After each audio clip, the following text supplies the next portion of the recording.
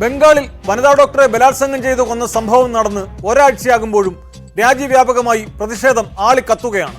അറസ്റ്റിലായ സഞ്ജയ് റോയ് മാത്രമാണ് പ്രതിയെന്ന് പോലീസ് പറയുമ്പോൾ യുവതി കൂട്ടബലാത്സംഗത്തിനിരയായെന്നാണ് കുടുംബമടക്കം ആരോപിക്കുന്നത്.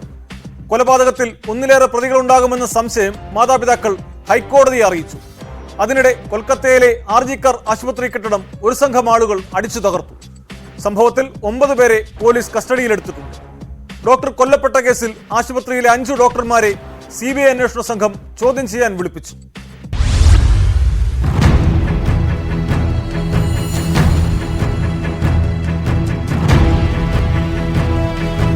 കഴിഞ്ഞ വെള്ളിയാഴ്ച പുലർച്ചെയാണ് രാജ്യത്ത് നടുക്കിയ കൊലപാതകം നടന്നത്.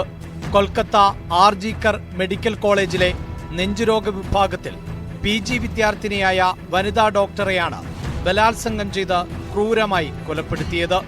കോളേജിലെ സെമിനാർ ഹാളിൽ അർദ്ധനഗ്നമായ നിലയിലായിരുന്നു മൃതദേഹം.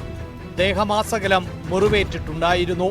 ആദ്യഘട്ടത്തിൽ ആത്മഹത്യ എന്നായിരുന്നു മാതാപിതാക്കളെ ആശുപത്രി അധികൃതർ അറിയിച്ചത്. പിന്നീടിത് തിരുത്തി. ക്രൂരമായ ലൈംഗിക പീഡനം നടന്നതായി പോസ്റ്റ്മോർട്ടത്തിലും സ്ഥിരീകരിച്ചു. പോലീസിന്റെ സിവിക് വോളണ്ടിയർ ആയിരുന്ന സഞ്ജയ് റോയിയാണ് കേസിൽ പോലീസ് അറസ്റ്റ് ചെയ്തത്. രക്തം പുരണ്ട ഷൂസ് അടക്കം സഞ്ജയുടെ വീട്ടിൽ നിന്ന് പോലീസ് കണ്ടെടുത്തു. കേസിൽ ഒരു പ്രതി മാത്രമേ ഉള്ളൂവെന്ന് പോലീസ് പറയുമ്പോൾ യുവതിയുടെ മാതാപിതാക്കൾ അടക്കം ഇത് തള്ളിക്കളയുകയാണ്. കൂട്ടബലാത്സംഗത്തിന്റെ സൂചനകളാണ് പോസ്റ്റ്മോർട്ടം റിപ്പോർട്ടിൽ ഉള്ളതെന്ന് ഇവർ പറയുന്നു. ഒന്നിലേറെ പ്രതികളുണ്ടായെന്ന സംശയം ഹൈക്കോടതിയെയും മാതാപിതാക്കൾ അറിയിച്ചു. കേസ് അന്വേഷണം CBIക്ക് വിടാൻ കഴിഞ്ഞ ദിവസം ഹൈക്കോടതി ഉത്തരവിട്ടിരുന്നു.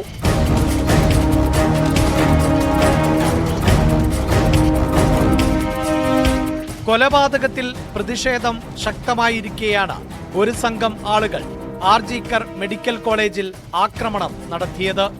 ആശുപത്രിയിലെ അത്യാഹിത വിഭാഗം പൂർണ്ണമായും തകർത്തിട്ടുണ്ട്. 40-ൽ അധികം ആളുകൾ ആശുപത്രി വളപ്പിൽ പ്രവേശിച്ച് അക്രമം അഴിച്ചുവിടുകയായിരുന്നു എന്നാണ് പോലീസ് പറയുന്നത്. പോലീസിന് നേരെ ഇവർ കല്ലെറിഞ്ഞു. പ്രതിഷേധക്കാർ ഉയർത്തിയ സമരപ്പന്തലും പോലീസ് വാഹനങ്ങളും അടിച്ചു തകർത്തു. പോലീസ് കണ്ണീർവാതക പ്രയോഗവും ലാത്തിചാർജും നടത്തിയാണ് രംഗം ശാന്തമാക്കിയത്. ആക്രമണത്തിൽ നിരവധി പോലീസ് ഉദ്യോഗസ്ഥർക്ക് പരിക്കേറ്റതായാണ് റിപ്പോർട്ടുകൾ. സാമൂഹിക മാധ്യമങ്ങളിൽ പ്രചരിക്കുന്ന വ്യാജ റിപ്പോർട്ടുകളാണ് അക്രമത്തിന് വഴിവെച്ചതെന്ന് പോലീസ് പറയുന്നു.